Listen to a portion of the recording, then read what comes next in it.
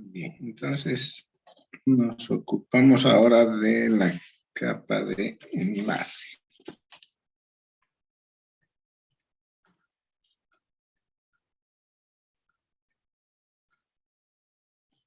La capa de enlace está por encima de la capa física y debajo de la capa de red. Entonces, entendemos según el modelo OSI o el modelo que hemos elegido como modelo reducido, digamos, el que vamos a usar para el curso, es que la capa de enlace debe proveerle servicios a la capa de red a través de las interfaces con él, ¿sí? Entonces, la capa de red se vale de esos servicios para cumplir con sus objetivos. Del mismo modo, la capa de enlace va a ocupar los servicios de la capa física para sus objetivos. Bien, entonces, entremos en esto. ¿Cuáles son las funciones de la capa de enlace? Debe proporcionar a la capa de red una interfaz de servicios bien definida, ¿sí? En la capa física pueden generarse errores en la transmisión, ¿no? La capa de enlace se está basando en el servicio que le ha brindado la capa física, que es trasladar bits de un extremo a otro, ¿no? Estos bits viajan ya sea por medios de cobre, de fibra óptica o electromagnéticos. Entonces, en eso podría suceder que un 1 se lo detecte como 0 en el receptor o al contrario. Entonces, existirán errores provocados por la transmisión y la capa de enlace deberá tener la capacidad de manejar esos errores. Entonces, su función consiste en el tratamiento de ese tipo de errores. Y por otro lado, una tercera función será la de regular el flujo de datos, es decir, que debe controlar que el receptor, por más lento que sea, no se sature con los datos, que le envíe un transmisor que sea más rápido que él, ¿no? Entonces, la tercera función es la de regular el flujo para evitar ese tipo de situaciones. Saturación del receptor por la velocidad con que se le envía y que ésta pueda superar la velocidad con que puede recibir los datos.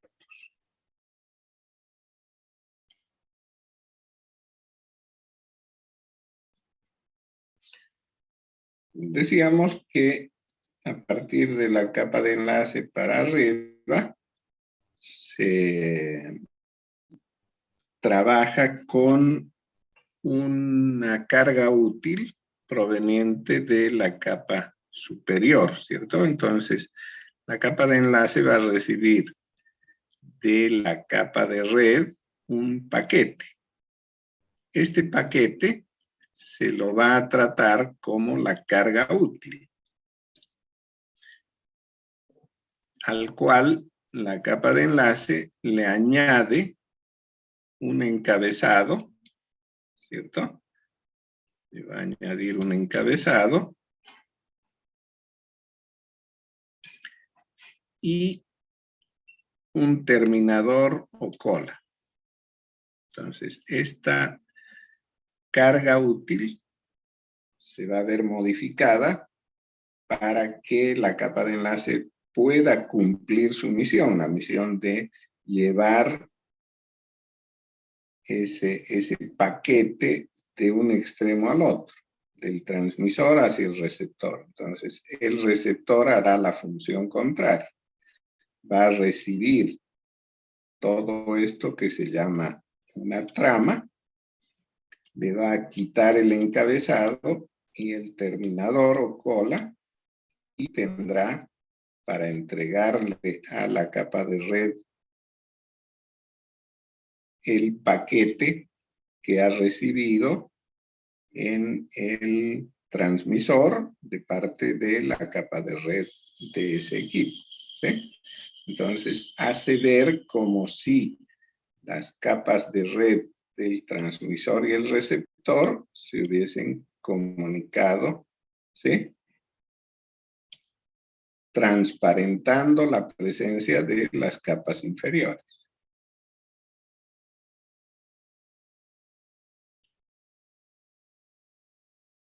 Bien, entonces la capa de enlace tiene que colocar este encabezado y este terminador.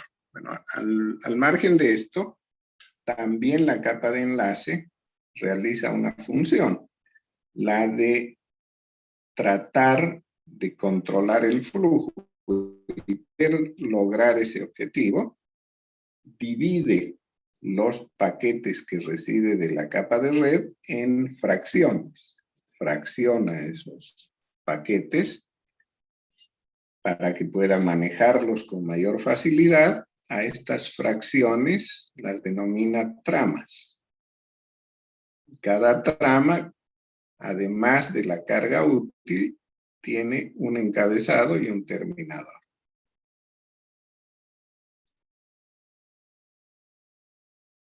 ¿No? Entonces, en un lado, en el lado del transmisor, se fracciona los paquetes, se les coloca encabezado y terminador, y en el otro lado, es decir, en el receptor, se reensambla esas fracciones, esas tramas que componen el paquete. Y se le entrega a la capa de red ya reconfigurado, recompuesto el paquete en lo posible. Como decía, aquí se hace un tratamiento de errores, entonces se le entrega el paquete idéntico al que se ha recibido en el transmisor, es decir, sin errores, ¿no?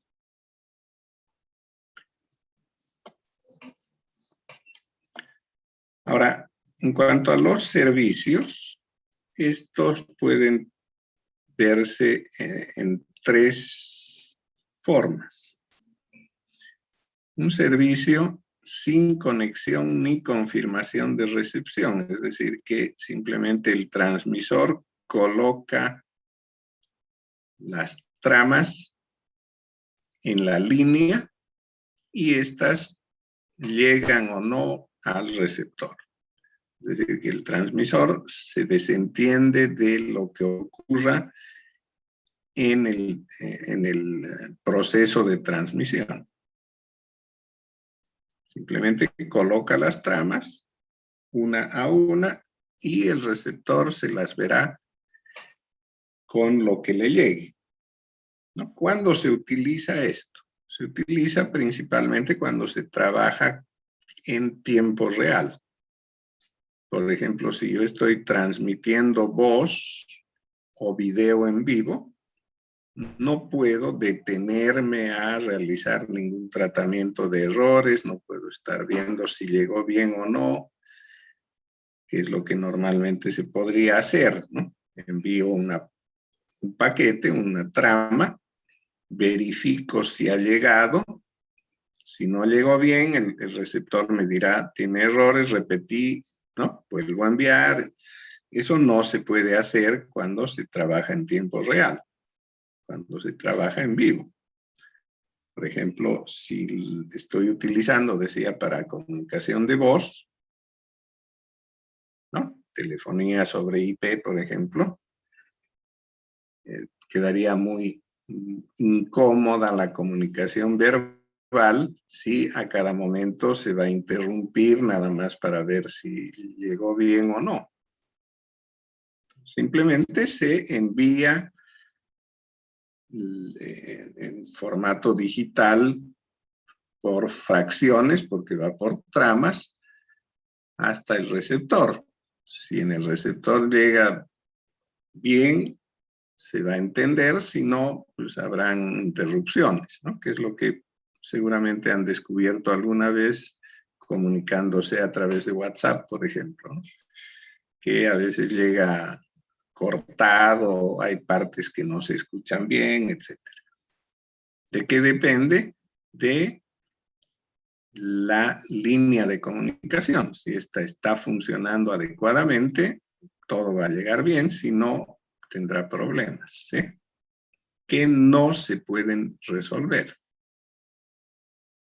porque simplemente se envían las tramas sin observar cómo llegan al receptor. La otra opción es de un servicio sin conexión, o sea, no se requiere establecer la conexión, pero se realiza el trabajo de confirmar la recepción. Entonces, el transmisor envía una trama, espera que el receptor le confirme y le diga la he recibido, envía la siguiente. Si no llega la confirmación, repite otra vez la trama.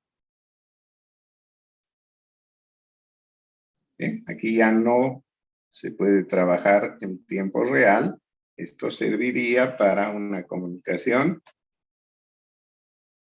digamos, rápida entre un extremo y otro.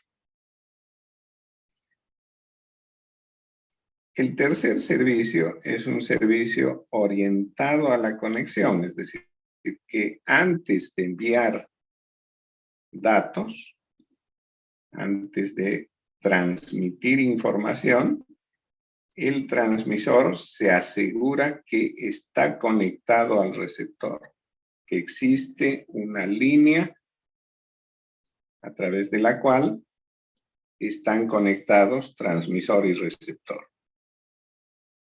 Una vez que se ha establecido esa conexión, que para ambos existe la confirmación de que se ha establecido esa conexión, recién se empieza a intercambiar información y siempre que se envía una trama se espera confirmación de recepción, ¿no? Entonces aquí hay completa fidelidad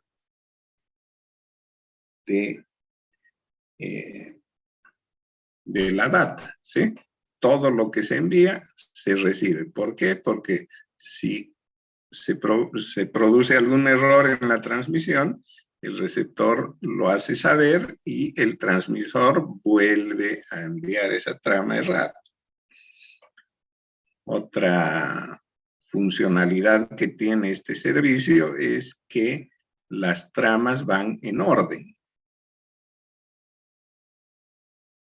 ¿Sí? Se envía una trama, si no llegó bien, se la reenvía.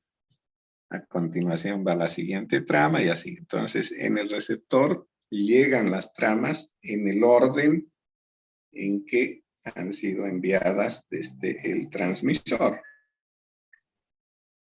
¿no? Lo que no sucede cuando no hay conexión, porque simplemente hay confirmación de recepción, pero como no hay conexión, la capa de red tiene la opción de decidir las rutas. Entonces puede enviar una trama por una ruta, otra trama por otra.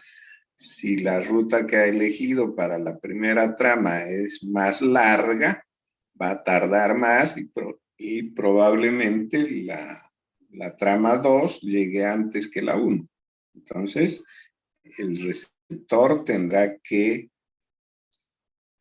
identificar el orden al que corresponde en cuanto a las tramas que he recibido y reordenarlos para que se conforme el paquete que se va a entregar a la capa superior. Bien, entonces hay que considerar la existencia de esos 3 servicios. Ahora decíamos que de la capa superior, la capa de red, se recibe un paquete y ese paquete se lo fracciona. A ese mecanismo de fraccionamiento, de formación de tramas que son fracciones o partes del paquete, se la conoce como entramado.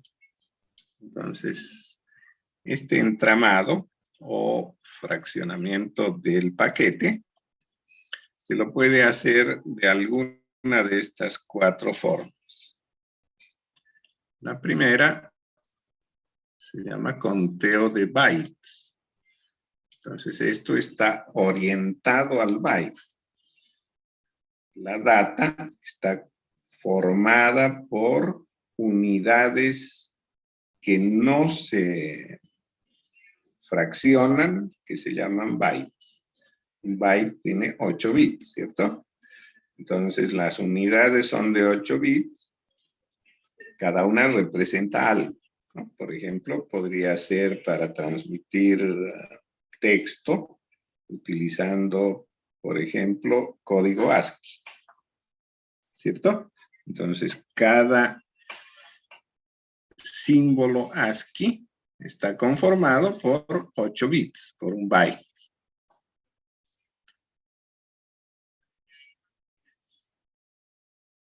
En ese caso, lo mismo que en el segundo método, se considera como unidad indisoluble el byte.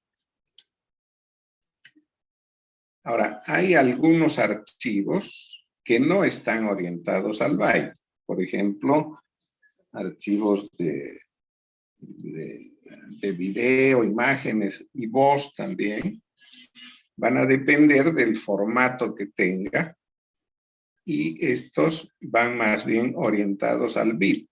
Entonces, ya no se consideran unidades indisolubles los grupos de 8 bits y se trata todo como si fuera simplemente una cadena de bits.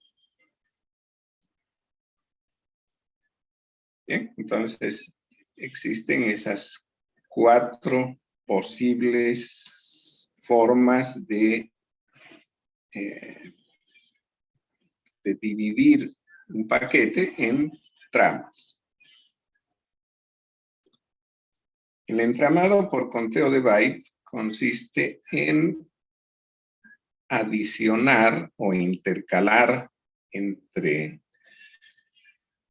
los datos un byte que indica el número de bytes que forma la trama.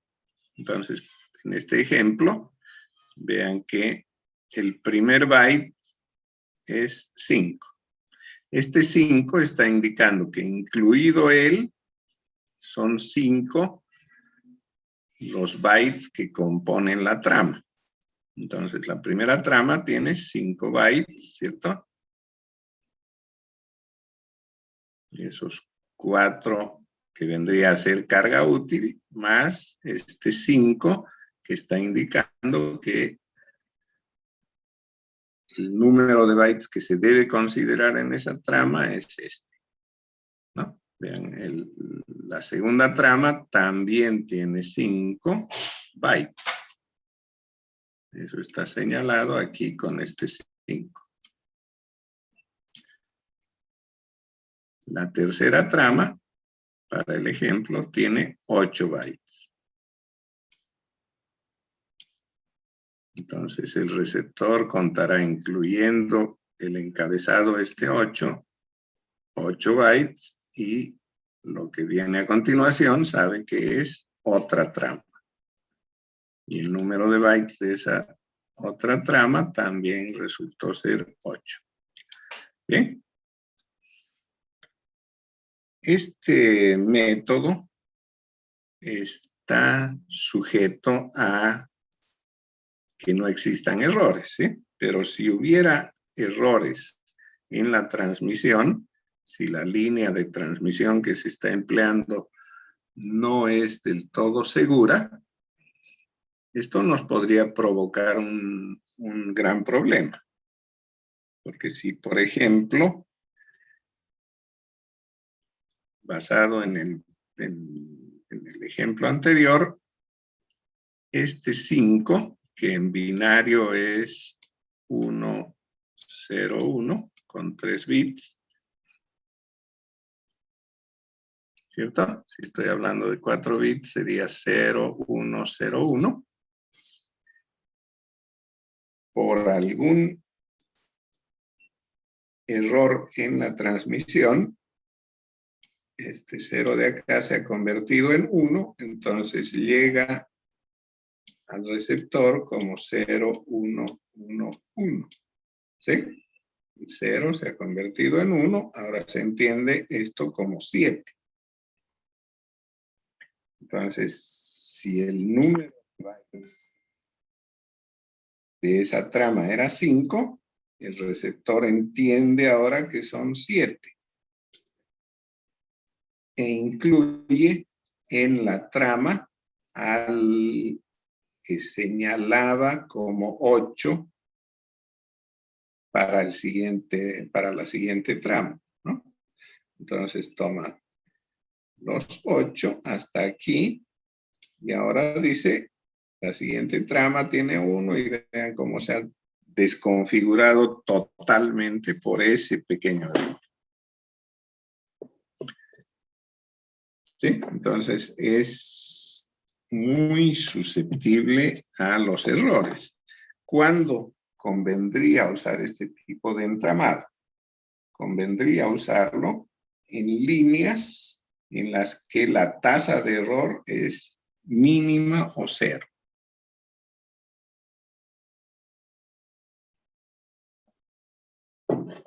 ¿Cierto? Si estoy seguro de que no hay errores, por ejemplo, en una línea de fibra óptica de corto alcance, seguro que no voy a tener errores, ¿no? La tasa de errores de una línea de fibra óptica es prácticamente 0.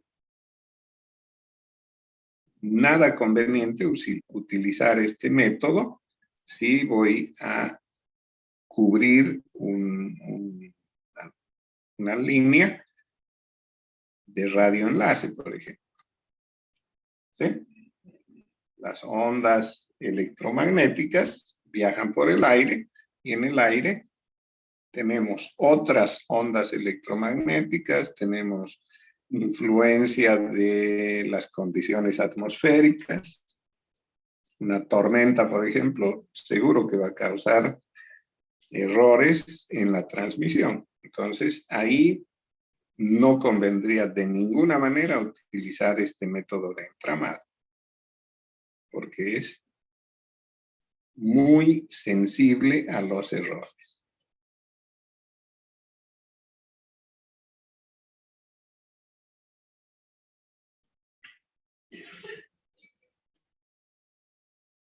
El método de entramado por relleno de bytes consiste en agregar un byte al que se conoce como flag o bandera al inicio de la trama.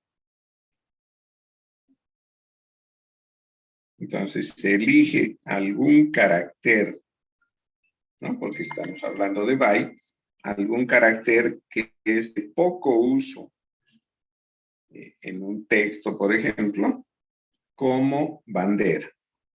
Entonces es una combinación de 8 bits que es poco usual en un texto, ¿cierto? y este se lo utiliza como bandera.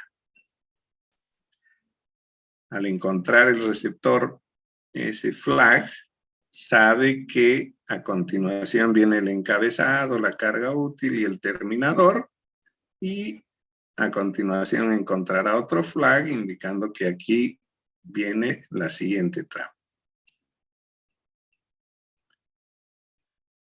¿No? Ahora, en el entendido de que la línea no es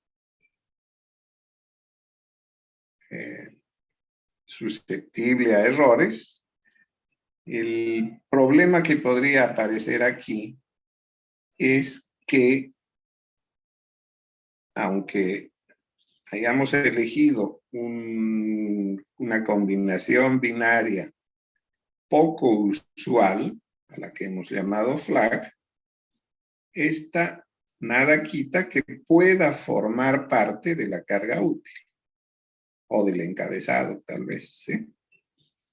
Entonces, dentro de los caracteres que conforman la carga útil de la trama, bien podría estar esa combinación binaria a la que hemos identificado como el flag. Lo que causaría problemas, ¿no? Porque como aquí no hay conteo de bytes, simplemente es la búsqueda del flag.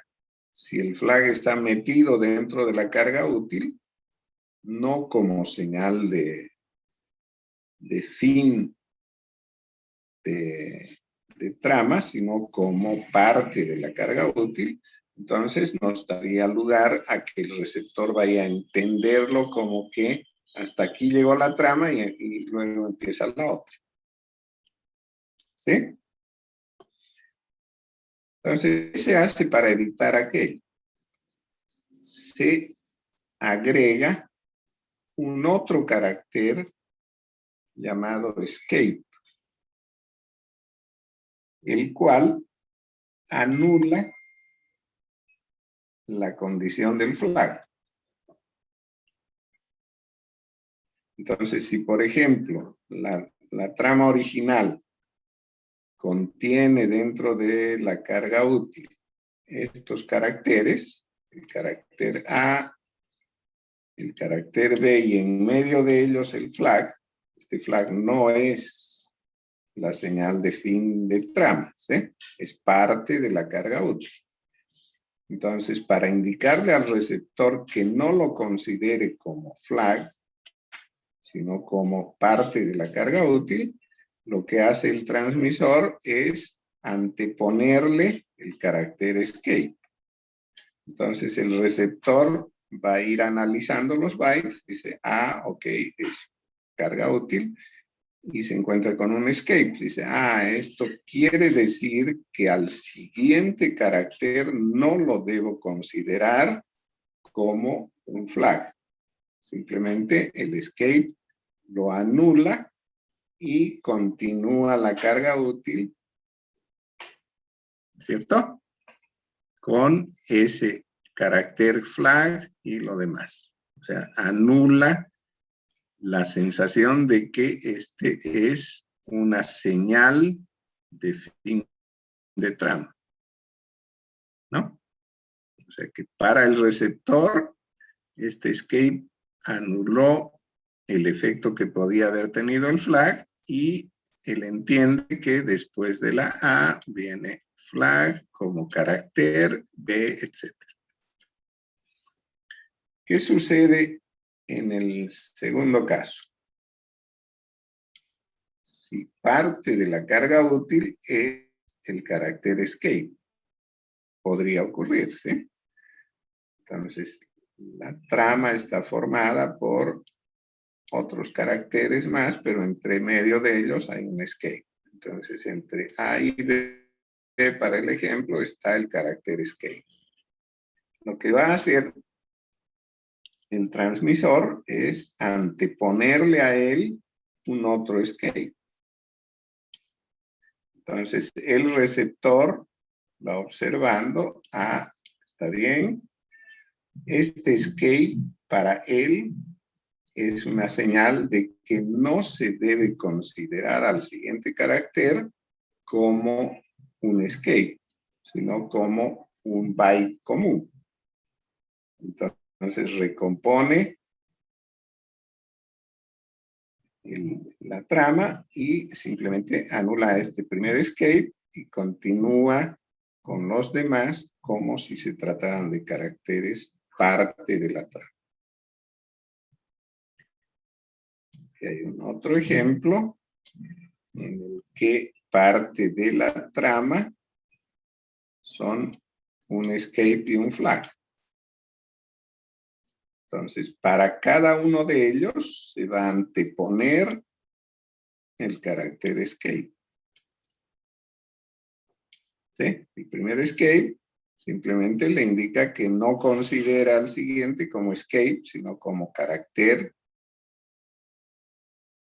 El segundo escape anula el efecto que podría causar el flag si no estuviera el escape.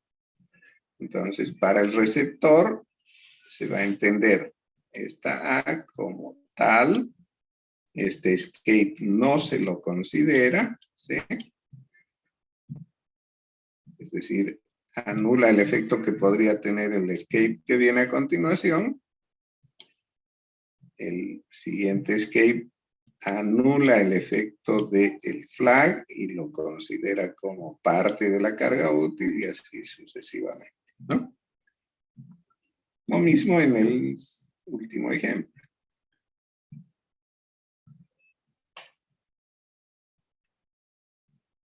¿Cierto? Para anular el efecto de cada uno de ellos, en este caso son dos escapes, se ha colocado un escape adicional. ¿Sí?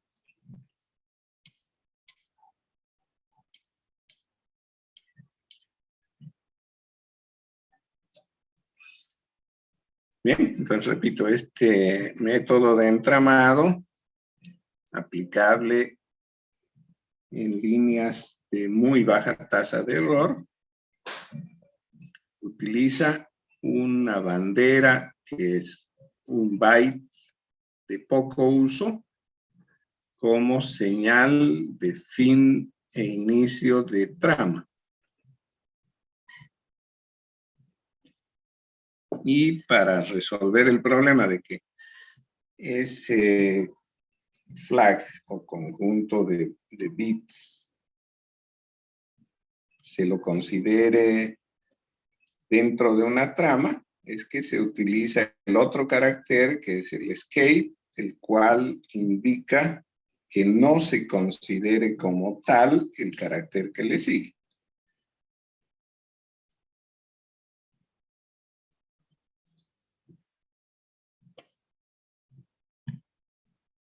Este otro tipo de entramado decía que está orientado al bit y lo que utiliza es un relleno de bits.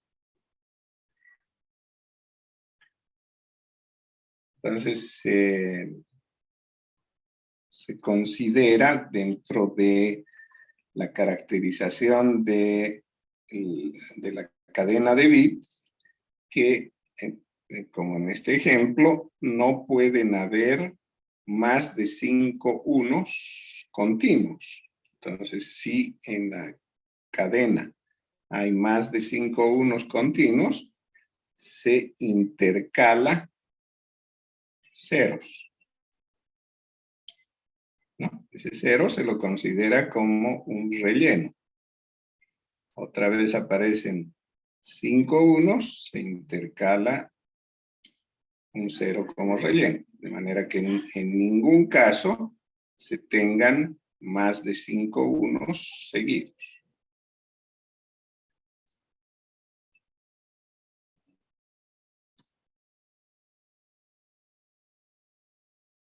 ¿No? Obviamente el receptor lo que va a hacer es quitar esos rellenos y conformar la trama. En cuanto al tratamiento de los errores, existen dos filosofías. Una, la de simple detección de error, y la otra, la de detección y corrección. Para poder detectar un error, lo que se utilizan son códigos redundantes. Es decir, que se añade un bit por cada bit que queramos detectar como error. Si yo quisiera detectar la posibilidad de un solo bit errado, necesariamente tengo que añadir un bit redundante. Ese bit que añado no se considera como parte del dato, simplemente está para la detección del error. Y aquí se utilizan dos formas de hacerlo. Una, que ese bit complete un número par de unos o que complete un número impar de unos, ¿no? Entonces es necesario un acuerdo previo, parte del protocolo, entre el transmisor y el receptor. Decidirán si se va a utilizar paridad par o paridad impar. Entonces, cada conjunto, por ejemplo, de 9 bits, contiene 8 de dato y 1 que se llama bit redundante, el cual señala o completa la paridad que se ha decidido. Entonces, si entre los 8 bits hay 5 bits y se ha decidido que la paridad sea par, entonces este bit de paridad tiene que ser 1 para completar a 6, que es par. ¿Cierto? Si el número de bits que componen los 8 primeros es 4, 4 es par, entonces el bit de paridad será 0, de manera que se tenga un número de unos igual a un número par. Ahora sí, este método me permite, como les decía, detectar el error en un solo bit. Utilizaré en líneas que sean de una tasa de error con posibilidad de que aleatoriamente un bit sea errado. Entonces, si se produce posibles en un byte o en la cadena que utilice, este me va a servir, ¿sí? Porque si tenía paridad par, el número par de unos, al cambiarse 2, va a mantener la paridad par, y eso ya no lo voy a detectar, ¿sí? Entonces tengo que añadir un otro bit de redundancia para poder detectar 2 errores, ¿sí? La opción de corregir errores, es decir, que el receptor por sí solo pueda, además de detectar que hay un bit errado, saber cuál es ese bit, es un tanto más compleja y requiere de más bits adicionales. ¿No? Vamos a ver enseguida un método conocido como parte de los códigos de Hamming para la detección y corrección de errores de un solo bit. Pues en este ejemplo vamos a asumir que queremos transmitir esta cadena de 7 bits.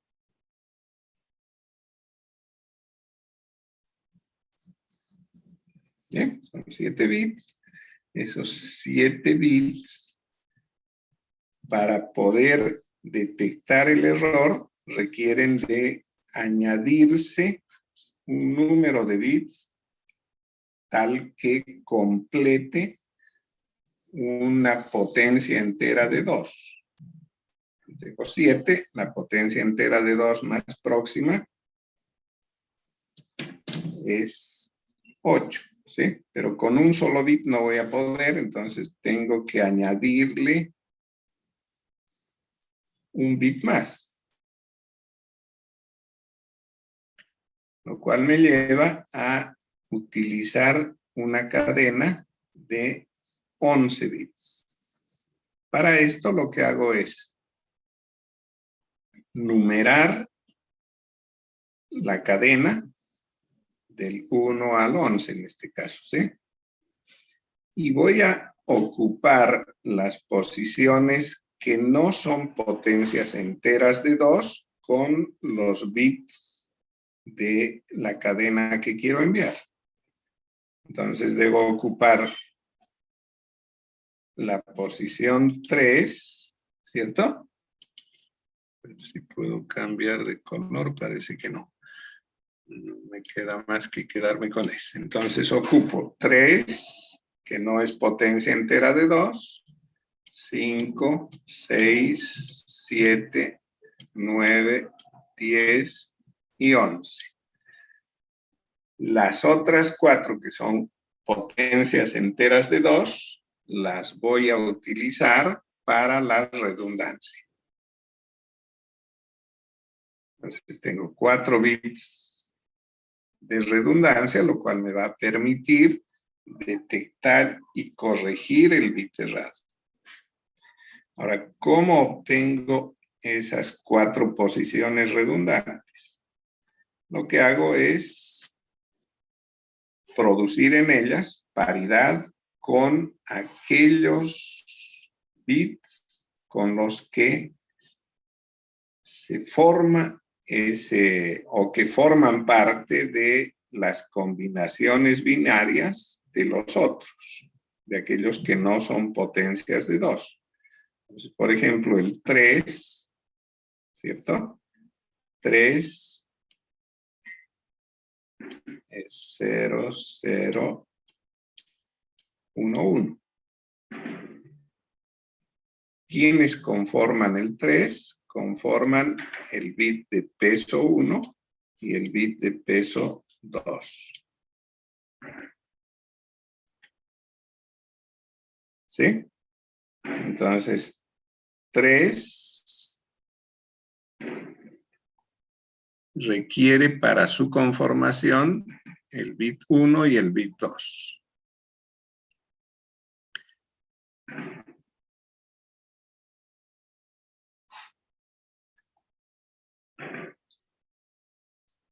Lo mismo 5. 5 es 0, 1, 0, 1. Aquí se ocupan 1 y 4, ¿cierto? Del mismo modo 6, 7, 9, 10 y 11. Entonces voy a ver en cuáles participa el 1. El 1 obviamente participa en todos los impares. Entonces el 1 participa con el 3, participa con el 5, con el 7, con el 9 y con el 11. Entonces, la paridad que va a completar este bit colocado en la posición 1 debe relacionarse con todos estos que he marcado. Contemos cuántos unos hay. Tengo 1, 2, 3, 4 unos. Si voy a usar paridad par, entonces tengo ya un número par, por lo tanto al 1 le voy a asignar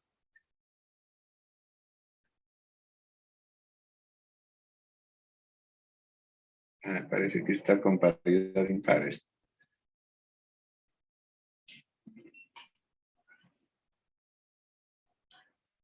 3, 5, 7.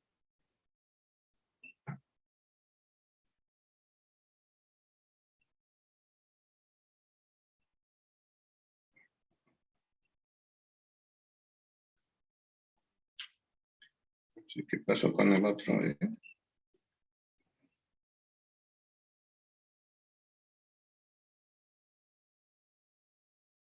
3, 5, 6, 7, 11. Ah, perdón, no tenía que contar el 10, ¿no? El 10 no, solo los impares.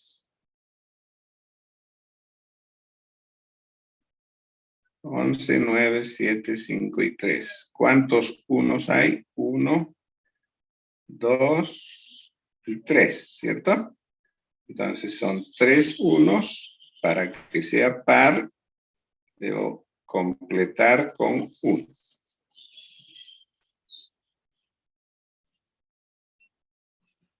Vamos al 2. El 2, fíjense, participa en 3.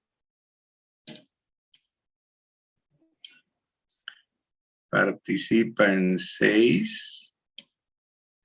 En 7.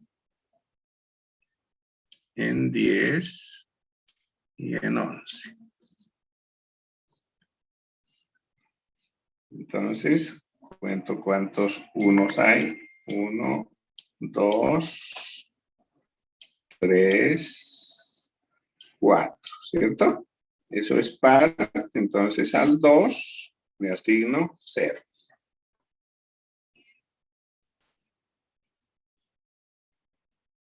Ahora me toca el 4. 4, ¿dónde participa? En 5, en 6, en 7 y no más, ¿cierto? Entonces, solo 5, 6 y 7. ¿Cuántos unos hay? Uno solo. ¿Sí? 5 y 6 son ceros, 7 es 1. Entonces, cuento 1 es impar, por lo tanto, el 4 deberá ser 1 para que esto sea par. Hago lo mismo con 8.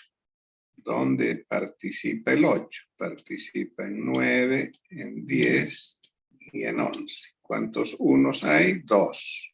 Eso es par, por lo tanto, 8 tendrá que ser 0. ¿Cierto? Entonces, esta es la cadena de bits que voy a enviar.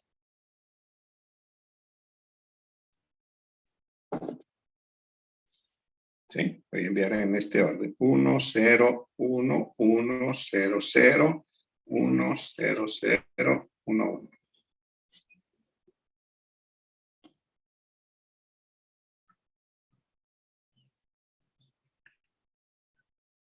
Ahora, asumamos que en el receptor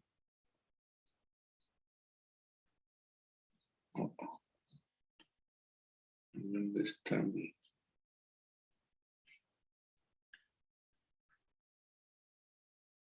Me está faltando una lámina.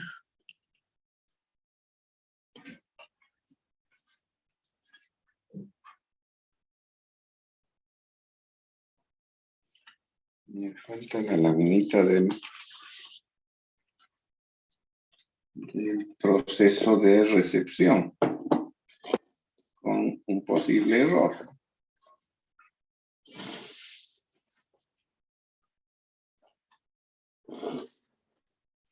Voy a tener que hacer a pulso.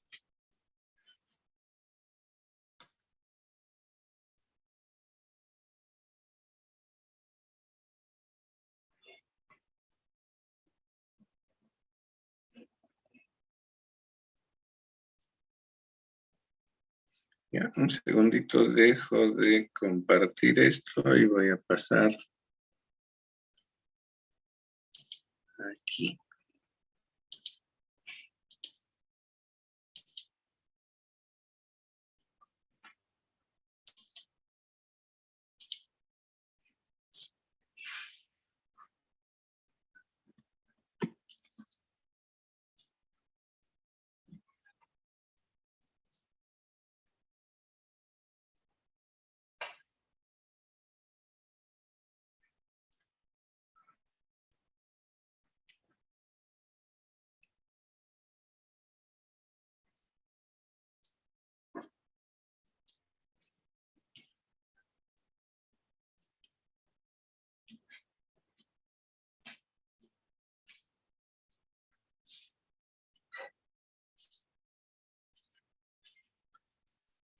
Listo, creo que ya puedo.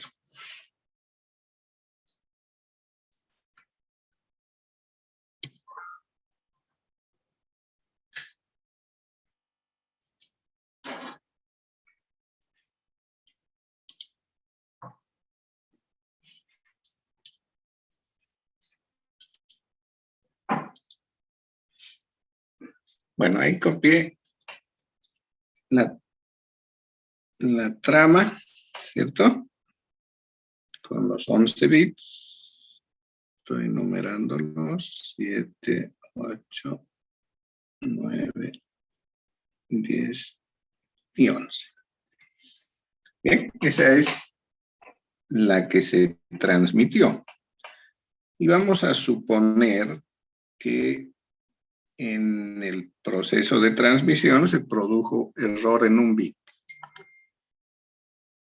Y asumamos que el error apareció en el bit de orden 5. En lugar del 0, llega un 1. Obviamente solo admitimos error de un bit, entonces todo lo demás llegó idéntico.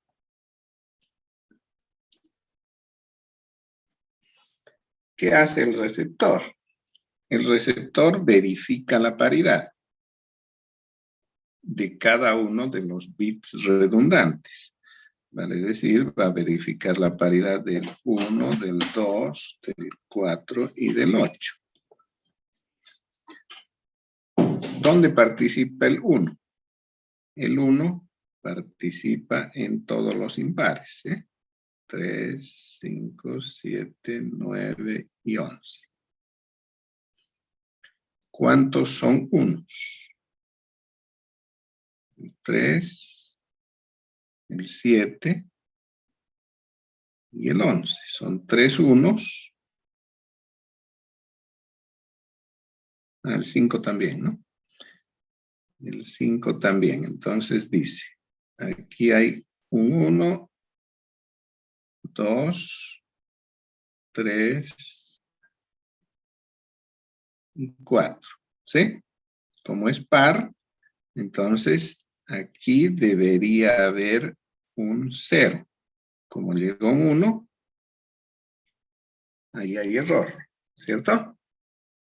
Hace lo propio con 2. 2 participa en 3, participa en 6, en 7, en 10 y en 11.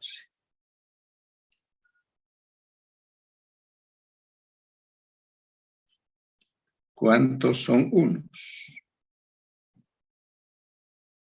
1, 2, 3, 4 unos. Eso es par. Debió ser 0 el 2, como está bien. Pasamos al siguiente. Verificamos la paridad del 4. 4 participa en 5, 6, 7. En ellos hay 2 unos, ¿cierto? Eso es par, por lo tanto, 4 debió haber sido 0. Como llegó 1, está mal. Verificamos la paridad de 8. 8 participa en 9, 10 y 11. Hay 2 unos. Eso es par, por lo tanto 8 es 0 y está bien. Los errados son 1 y 4. 1 más 4, 5. ¿Cierto?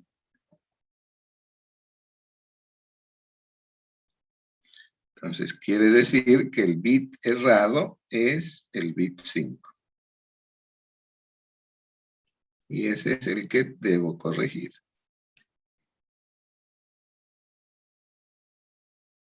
¿De acuerdo? Entonces este método de detección y corrección de error nos permite corregir un solo bit errado. Si hubieran 2 errados, no va a funcionar.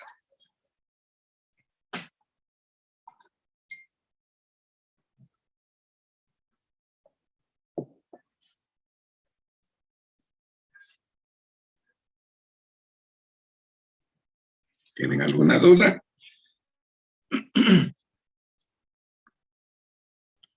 Volveremos a las láminas. Aquí hay alguien que me envió un chat, solo para saludar.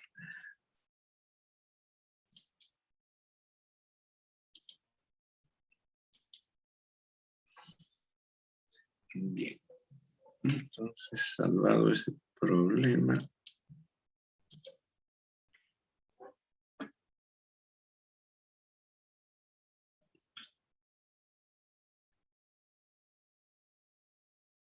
Cuando se manejan cadenas grandes, es decir, tramas grandes, ya no funciona muy bien este método.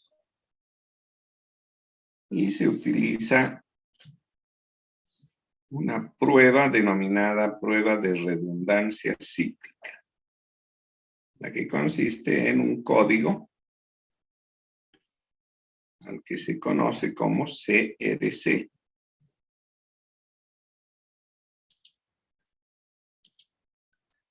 Entonces, el CRC se lo determina a partir de un número al que se lo conoce como divisor, que es pactado entre el transmisor y el receptor, o es parte de del protocolo de la capa, en este caso de enlace, ¿sí? Entonces, este CRC, que no solo se utiliza en la capa de enlace, sino también en otras, es un número que se pacta entre los dos involucrados a través del protocolo. Entonces, lo que se hace es realizar divisiones sucesivas entre ese número. Las divisiones se las efectúa en complemento a 1. ¿No? Ya sabemos que la división es un conjunto de restas que se hace y cada vez que se puede restar se marca 1 en el cociente, si no se puede se marca 0. ¿Cierto? Entonces, esas restas, en lugar de hacerse en complemento a 2, se las hace en complemento a 1. Vale decir que en lugar de hacer una resta común, simplemente se hace un OR exclusivo. Si son iguales, 0, si son distintos, 1.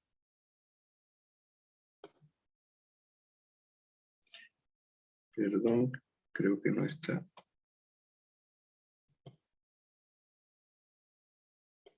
Me estoy anticipando. Aquí está el CRC. Entonces decía que en este caso, ese número pactado entre transmisor y receptor para el ejemplo es este de aquí, al cual también se lo llama polinomio generador,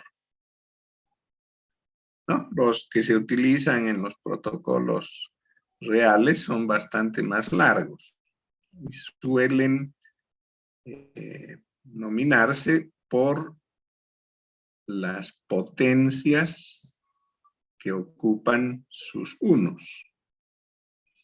Entonces, en este caso, se lo podría nominar por, vean la potencia, empezamos en 0 con este primer 1, 1, 2, 3, 4. Entonces, se lo suele nominar de esta manera. El polinomio generador se dice es x a la 4 el siguiente 1 está en 2, ¿cierto?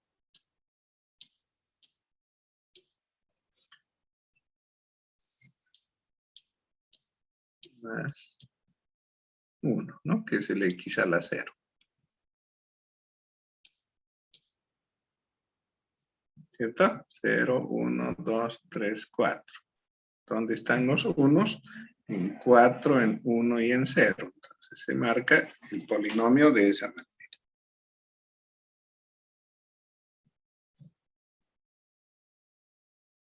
Bien, entonces, ¿cómo se genera este código de redundancia cíclica?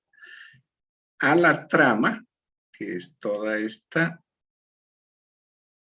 se le agrega un número de ceros que es equivalente a uno menos que el generador. El generador tiene 5 bits, le añado 4 ceros. ¿Bien? Entonces esto es un número de ceros igual a n-1. N es el número de bits del polinomio generador. Entonces empiezo a hacer las divisiones. Son divisiones sucesivas, ¿sí? Las voy efectuando en complemento a 1.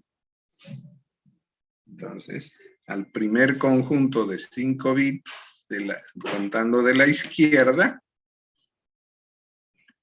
perdí mi cursor. Parece que ese color no me conviene. Voy a buscar un color más identificable.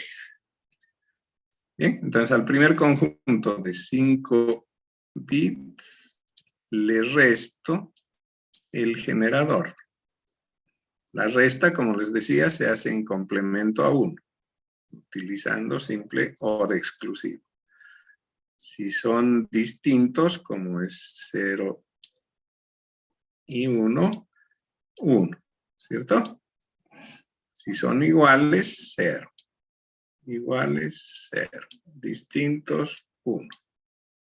Iguales, 0, ¿no? Ya no lo anoto. Simplemente me quedo con, en este caso, estos 4 y voy tomando bits 1 a 1, barriendo hacia la derecha. Entonces agregué este 1 y vuelvo a restar el polinomio generador. Si son iguales, 0. Si son iguales, 0. Todos son iguales, entonces me da 0. Cuando pude restar, anoté un 1. Aquí también pude restar 1. Tomo el siguiente 1, no puedo restar, marco 0. Otra vez, no puedo, marco 0. 0, 0, hasta que puedo restar aquí, ¿cierto? Ahí sí puedo, entonces hago la resta. Si son distintos, 1. Si son iguales, 0. Agrego el siguiente bit, marqué el 1. Puedo hacer la resta, marco 1. La última resta ya no la puedo hacer, marco 0. Bien. Entonces, el código que voy a enviar se conforma con la trama y sustituyo estos ceros añadidos por el residuo, ¿no? Como son 4, le voy a agregar 2 ceros. 0, 0, 1, 0. Ese residuo voy a sustituir por los ceros que están acá.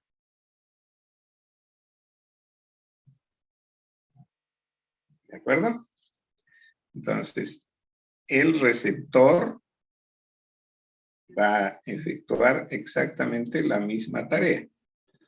Va a tomar el código conformado, ya sabemos, por la trama más el residuo, y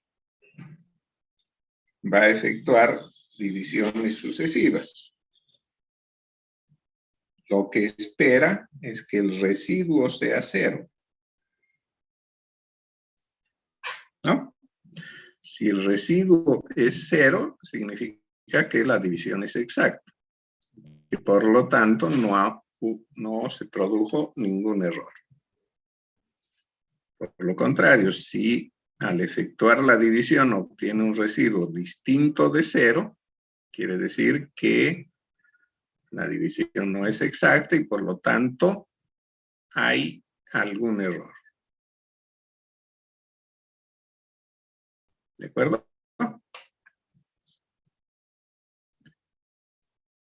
Sí. Ahí está la trama que se transmite, ¿cierto? La trama más el residuo que sustituye a los 4 bits de orden inferior, a los 4 ceros. No hay ejemplo para el receptor. Podríamos hacerlo, ¿sí?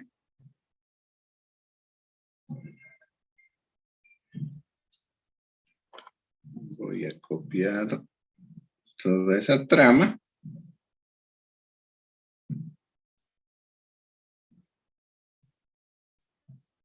1, 1, 0, 1, 0. 1, 2, 3, 4, 5. 0, 0. 1, 0.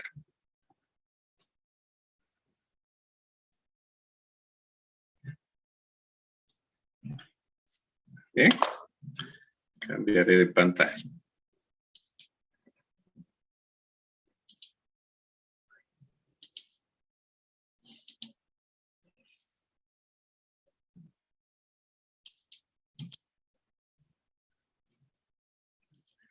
Pongo cuadriculado. ¿De acuerdo? Entonces, esa es la trama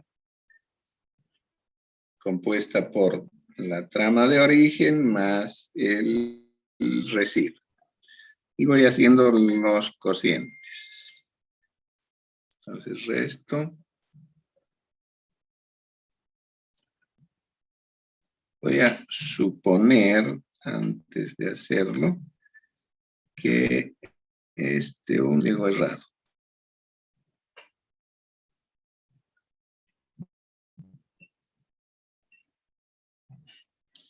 Y en lugar de ese 1, llegó un 0.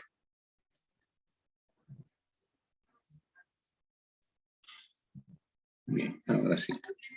Aquí puedo restar 1 porque son distintos, 0 si son iguales. Entonces tengo solo 4, voy a tomar uno siguiente, aquí va 1. Que no interesa, ¿no? Porque el cociente no es lo que nos interesa.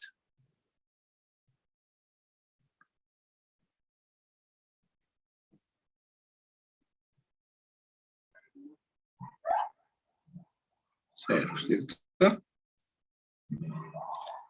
Entonces tomo un 1, voy a marcar 0, pongo otro 1, marco 0, 0 y marco 0, porque todavía no me alcanza, 1 y marco 0, un 0, este ya está.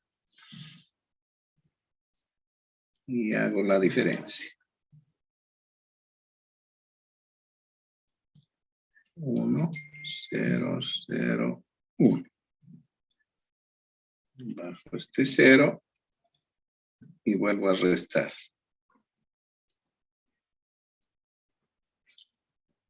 Aquí el único diferente es este. Y me tocaría tomar el 1. No alcanza. El 0 no alcanza. Y este es el residuo. ¿Cierto? Que es distinto de 0. Lo que indica que se produjo algún error. ¿No? Normalmente estos detectores de error se pueden implementar en el hardware. Pero tampoco es complicado hacerlo en software.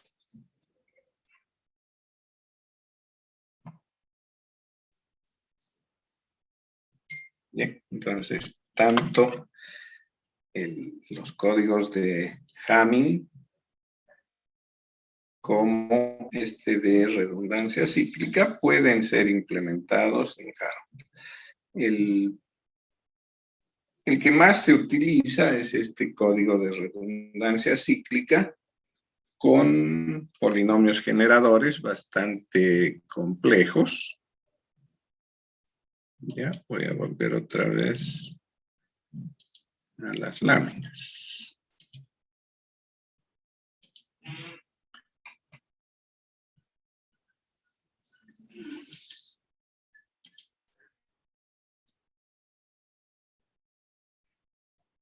Entonces se utiliza con polinomios estándar. Por ejemplo, este es un polinomio que se emplea para tramas grandes. Aquí estaba en el ejemplo tratando de una trama bastante pequeña. Este código o polinomio más bien estándar es utilizado con tramas enormes. Entonces ya podrán imaginarse, a mano obviamente la división es bastante compleja. Para tanto el hardware como el software resulta un tanto más liviano aquello, ¿no? Entonces el uso de este código de redundancia cíclica nos permite la detección de errores, inclusive de más de un bit.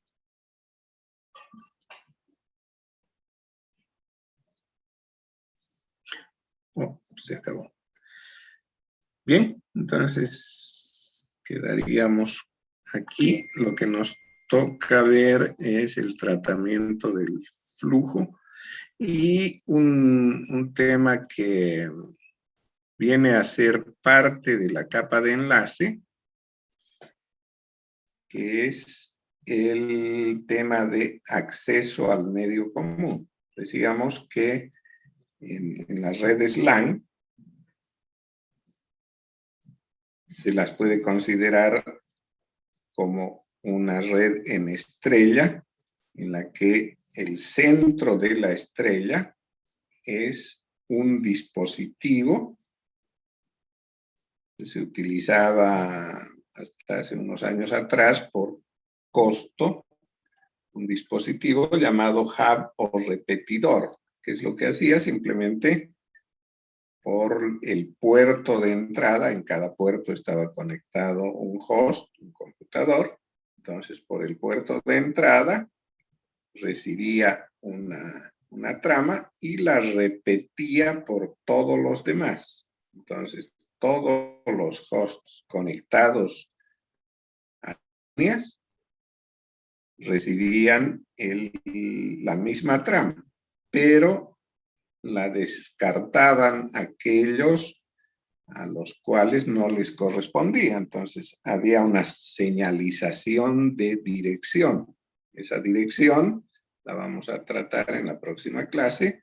Se llama dirección física, ¿no? Es una dirección que viene grabada en la tarjeta de red.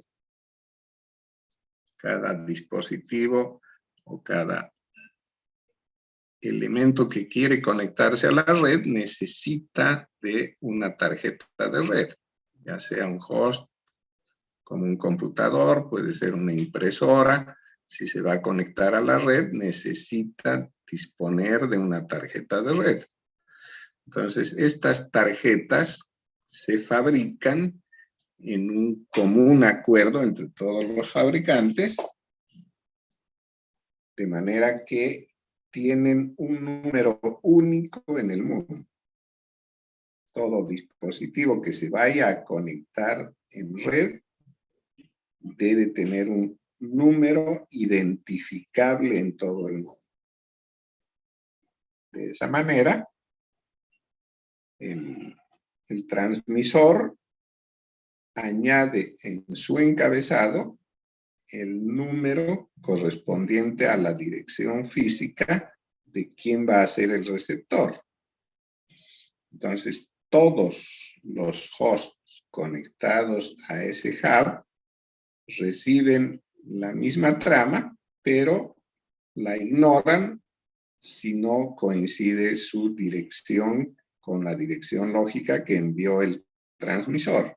Y solamente procesa esto aquel que coincide con la dirección. ¿De acuerdo? Entonces hay un solo receptor que procesa la información, los demás la ignoran. Ese dispositivo, hub, decía que lo ha utilizado por cuestiones de precio en las redes LAN de hace varios años atrás. Ahora se sustituye normalmente por switches. El switch tiene una condición un tanto más compleja que el hub. Hace la misma función, pero es programable y puede permitirnos hacer otras funcionalidades. ¿Ya? Entonces, cuando se tiene un medio común como ese, que puede ser un hub o un switch, el acceso a la red debe tener cierto reglamento, porque podría ocurrir que más de un host quiera hacer uso del medio común para transmitir información a algún receptor. Entonces, si coinciden en tiempo 2, la información que colocan se va a solapar una con la otra y se va a destruir. Por lo tanto, tiene que haber una cierta normativa, un cierto tratamiento a el acceso al medio común. De manera que cuando uno quiere hacer uso de ese medio común, debe respetar el hecho de que ya hay otro haciéndolo y ponerse en espera hasta que se libere, por ejemplo, ¿no? Entonces tendrá que tener la capacidad de detectar que el medio común está en uso y evitar enviar información, esperar a que se libere para recién hacer uso de él, ¿no? Entonces crea una serie de mecanismos que permiten a muchos hosts conectados a un medio común tener la posibilidad de hacer uso sin dañar la información que puede estar enviando otro host. Bueno, entonces esa es la otra parte que vamos a considerar en la siguiente clase.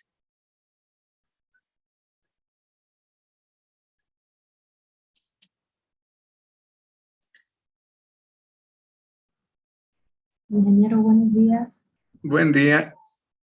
Tenía una consulta para los que recién se nos habilitó la plataforma.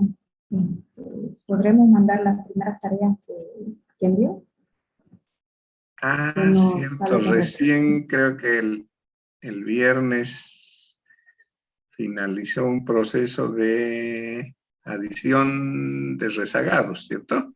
¿Es así? Sí, sí. También casos especiales han habido. Entonces, lo que voy a hacer es habilitar la recepción de esas tareas. Estamos en martes. La habilitaré hasta el sábado, ¿sí? Por favor. ¿Ya? Gracias. Entonces, hasta el sábado de esta semana pueden hacerme llegar todas esas tareas retrasadas. Bueno. Gracias. Gracias. Gracias, ingeniero. Muy bien. Nos veríamos el día jueves entonces. Hasta luego, cuídense. Hasta luego. Bueno. Hasta luego, enero. Hasta luego.